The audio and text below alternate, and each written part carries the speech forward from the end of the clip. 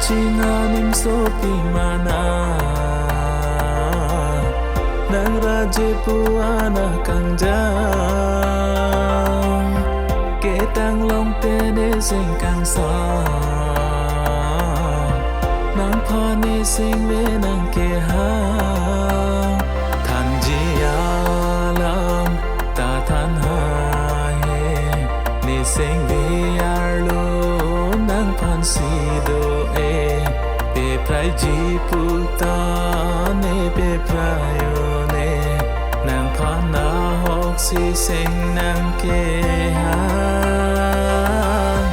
Machinganim sopi mana nang raje puana kanja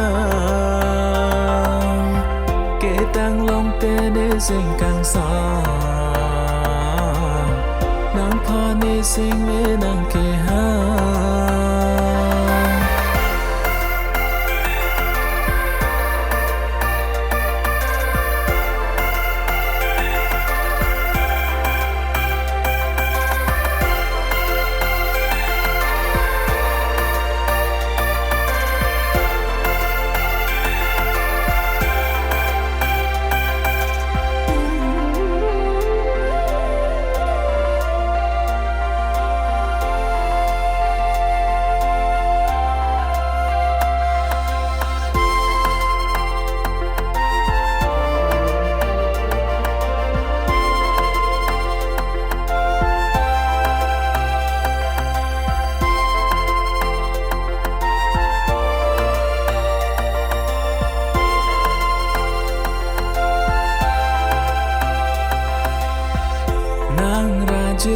ke me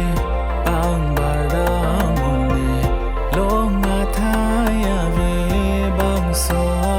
pirthe ko anang phane sing ve nang ke ha long ji pu si ne sing ve ka je the nang hello ne ka ching ho nai nang hello ne ka yari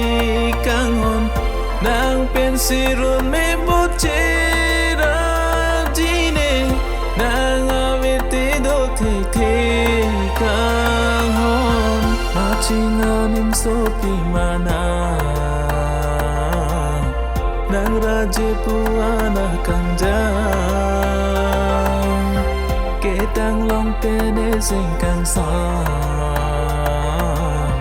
nang phane sing me nang ke ha